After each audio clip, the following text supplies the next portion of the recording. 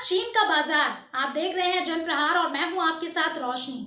विनिर्माण क्षेत्र में भारत के लिए प्रबल संभावनाएं हैं। अगर भारत अपने विनिर्माण क्षेत्र को मजबूत बना लेते हैं और विदेशी कंपनियों को मौका देते हैं तो इस क्षेत्र में चीन को आसानी से पीछे छोड़ा जा सकता है और वहां से होने वाले आयात को एकदम खत्म किया जा सकता है। पिछले कुछ महीनों से पूर्वी लद्दाख में भारत चीन सीमा पर जारी तनाव के बीच चीन को सबक सिखाने के लिए भारत ने जो आर्थिक कदम उठाए हैं उनका दूरगामी प्रभाव पड़ना भी निश्चित है।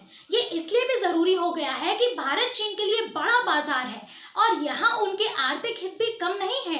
उपभोक्ता वस्तुओं से लेकर बड़ी परियोजनाओं तक में चीन की हिस्सेदारी है, इसलिए चीन को आर्थिक झटका देकर भी उसे काबू करने की राजनीति में भारत अपना काम कर रहा है। इसी के तहत भारत ने चीन के कई सामान और ऐप प्रतिबंधित कर दिए हैं और कई परियोजनाओं से उसे बाहर का रास्ता दिखा दिया है। भारत के इन कदमों का कुछ असर अब देखने को भी मिल सकता है।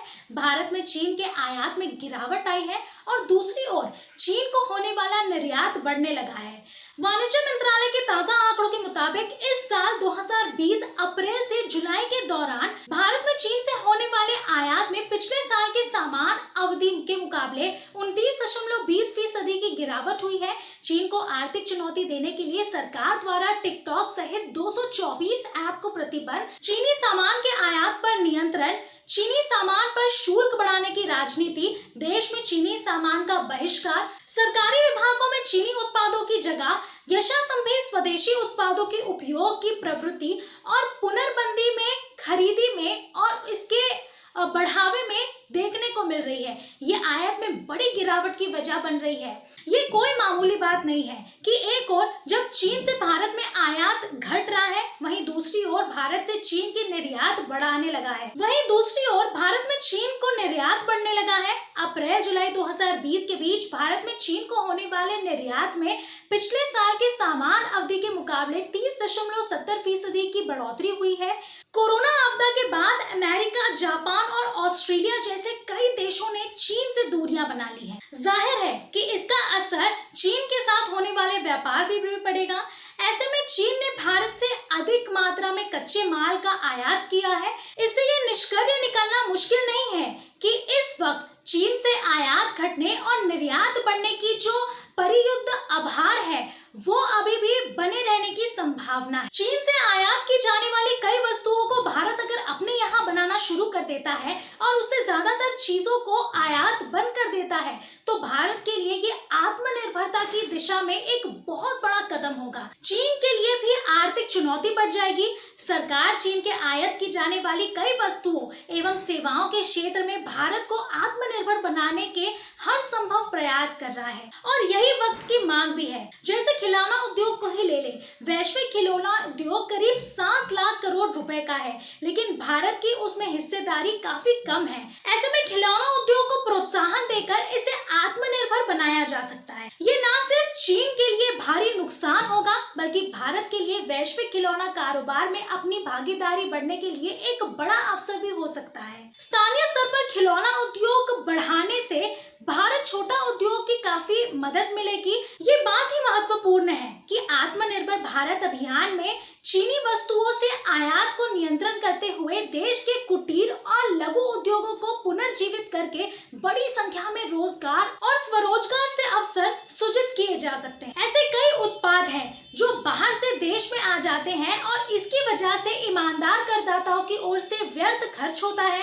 उनके विकल्प का निर्माण भारत में आसानी से किया जा सकता है और देश को आत्मनिर्भर बनाया जा सकता है। भारत में ऐसे कई मजबूत आर्थिक पक्ष हैं जिनके आधार पर वो चीन को आसानी से आर्थिक रूप से पटखनी दे सकता है।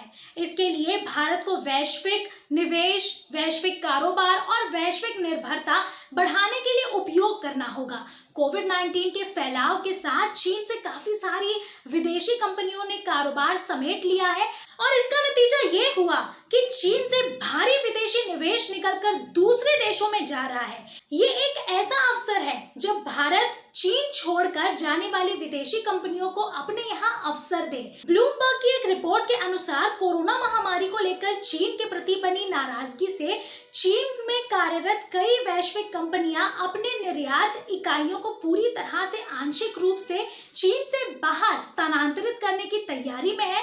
ऐसे में कंपनियां जिसे इलेक्ट्रॉनिक, रिटेल, ई कॉमर्स, वाहन, फूड प्रोसेसिंग और कपड़ा क्षेत्र की कई दिग्गज बहुराष्ट्रीय कंपनियों ने अपने कारोबार को भारत में स्थानांतरित करने में रुचि दिखाई है। विनिर्माण क्षेत्र में भारत के लिए प्रबल संभावनाएं हैं। अगर भारत अपने विनिर्माण क्षेत्र को मजबूत बना लेता है और विदेशी कंपनियों को मौका देता है तो इस क्षेत्र में चीन को आसानी से टक्कर दी जा सकती है और वहां से होने वाले आयात को एकदम खत्म किया जा सकता है। विनिर्माण क्षेत्र में भारत आर्थिक मापदंडों के आधार पर अभी भी चीन से आगे है। भारत ने विश्व में एक उभरती हुई आर्थिक शक्ति के तौर पर अपनी पहचान बना ली। इतना ही नहीं, इस समय सरकार देश में विभिन्न उद्योगों में कच्चे माल के रूप में उपयोग में आने वाले रहस्यों के आयात में काम करने के लिए देश में उनके उत्पादों की तैयारी कर रही है और उसके लिए उत्पादन आधिकारिकता प्रोत्साहन योजना प्रोडक्शन लिंक्ड इंसेंटिव PLI शुरू की है। इसके तहत आगामी 5 वर्षों में 25,000 करोड़ रुपए निवेश करने की योजना है। अभी भारत अपने दवा उद्योग, कीटनाशक और कुछ अन्य प्रमुख उद्योगों में उपयोग में आने वाले करीब 80 से 90% रसायन चीन से ही खरीदता है। इसमें कोई संदेह नहीं है कि मेक इन इंडिया अभियान को आगे बढ़ाकर हम स्थानीय उत्पादों को वैश्विक स्तर पर ले जा सकते हैं। अगर हम पेट्रोलियम उत्पाद, गूगल, फेसबुक जैसी सूचना तकनीक कंपनियों को छोड़ दें तो आंशिक क्षेत्र में हमारे स्थानीय उत्पाद वैश्विक बनाने की पूरी संभावना है। इस समय दुनिया में दवाओं सहित वस्त्र और परिधान, ज्वेलरी, चमड़ा और चमड़े का सामान, कालीन और मशीन व कलपुर्स जैसी कई वस्तुओं की भारी मांग है। ऐसे में भारत इन क्षेत्रों में अपना बड़ा बाजार बना सकता है। अगर भारत चीन से आयात होने वाले कच्चे माल में से आधा भी अपने यहाँ बनाना शुरू करता है तो ये कोई कम बड़ी उपलब्धि नहीं होगी। चीन के साथ संबंधों में जिस तरह का उतार चढ़ाव आ रहा है और ये भी साफ है कि उनकी पूरी हमदर्दी पाकिस्तान के साथ है। ऐसे में भारत को जल्द से जल्द अब चीन के साथ निर्भरता खत्म करनी होगी। फिलहाल के लिए इतना ही। आपकी क्या कुछ राय हमें कमेंट्स में जरूर बताएं और बने रहिए चैनल के साथ।